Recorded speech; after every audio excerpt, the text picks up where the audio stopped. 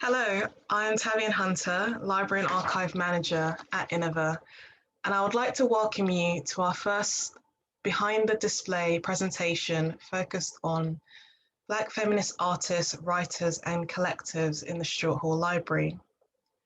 Innova's Stuart Hall Library and Archives is a unique and rich collection of globalized discourse on the curatorial and artistic practices of artists, curators, predominantly from Africa, the Caribbean, Asia, and Latin America. We also collect critical theory on diasporic thought and intersectional identity theory, as well as contemporary art and visual culture.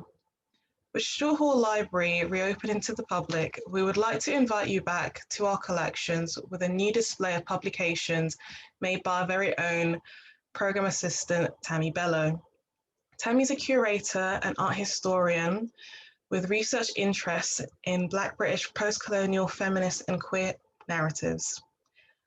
Her work attempts to displace Eurocentricity, reimagining what artistic discourse could be and should be. Tammi is currently studying for an MA in Museum Cultures with curating at Birkbeck, University of London, and working at Innova as a program assistant. I'm really excited to have you here with us to talk through your display and the books that you have selected. So I'll pass over to you now. Yeah, I will just share the screen.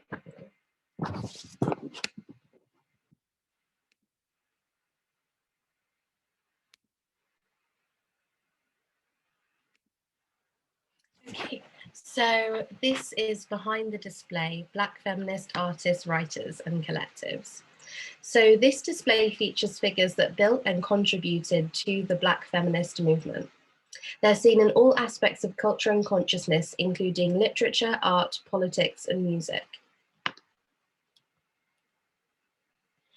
Now, it's hard to say exactly where the Black feminist movement began, but there were different moments where the movement began picking up traction in different arenas of culture. And one of the earliest known manifestations of Black feminism was the Sojourner Truth's Ain't I a Woman speech in 1851. Here was the first time that the needs of women were separated from the needs of men in anti-slavery discourse, and it critiques the homogenous views of some activist organizations and places the foundation for the needs of intersectionality.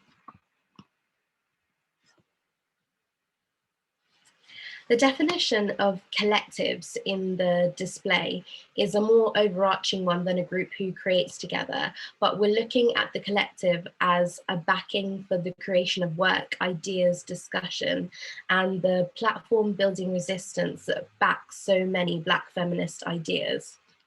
Lots of the ideas put forward couldn't have been so without a people-heavy and community-heavy backing. The movement works best when there are a number of people who have the same end goal helping each other to get there. And also when inciting policy change, there is an element of safety in numbers, especially with women, which is why they made all of these groups. A group who did this in the UK was the Brixton Black Women's Group, and they joined up in 1973. When the British Black Panthers were disbanded. They were formed by Olive Morris, Beverly Bryan, and Liz Obi. And they did this so they could continue to organize and improve the lives of their community. In Bryan's words, she said, "We saw ourselves first and foremost as a collective." Bryan says, "Here we see the collective outside of a strict arts context."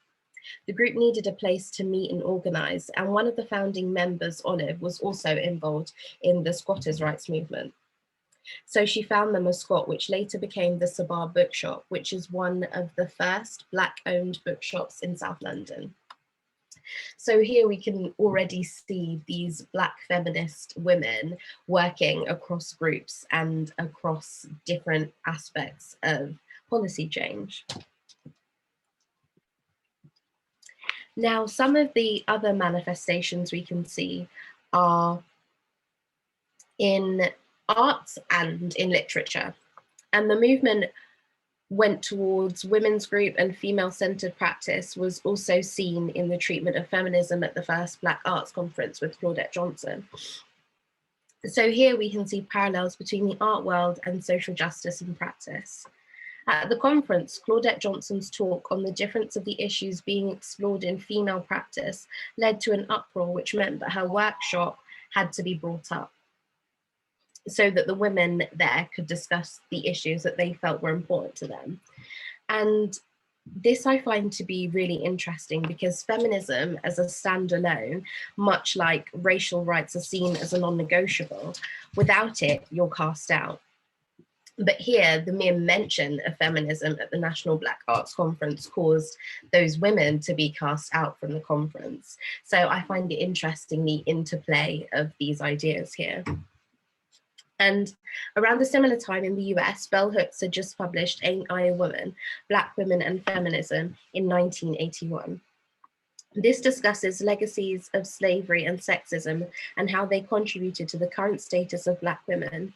This led to questioning an intersectionality and how pure feminism had left some women behind, with Black nationalism based on the emasculation of the Black matriarch, and feminism a largely white and upper class affair.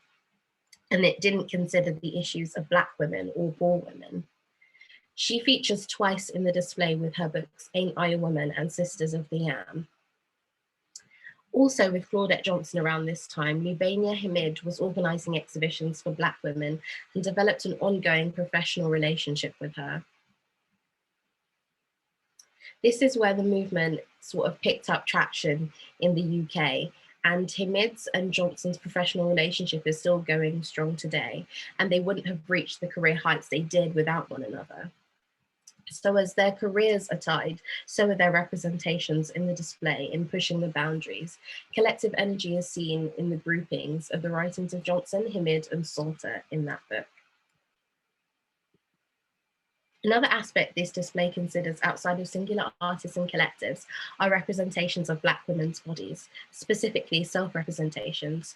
Both the exhibition catalogue, Black Womanhood, Images, Icons, and Ideologies of the African Body, and Recovering the Black Female Body, self-representations do this, displaying artworks in each that conveyed the relationships these women have with their bodies, as well as how they are perceived by others and themselves.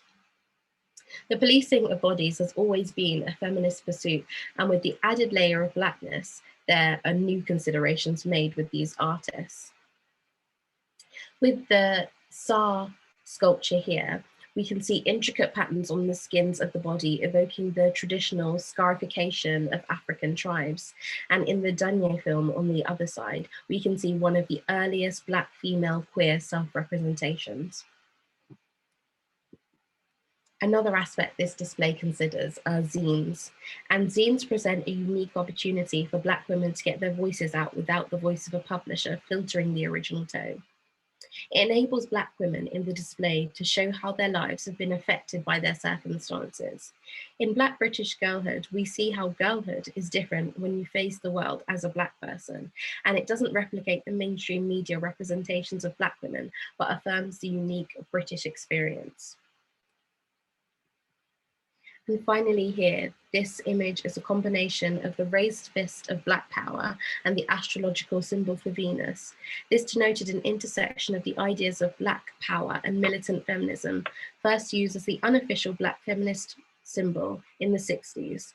To conclude, colonial legacies position Black women in a fundamentally different way to white women and Black men. And this positions them uniquely in such a way that they're able to have an understanding of sexism, racism, and other forms of discrimination in a way no other groups do. So it's no wonder they've done such a great service to combat racism and sexism and have developed intersectionality as we know it today. Thank you.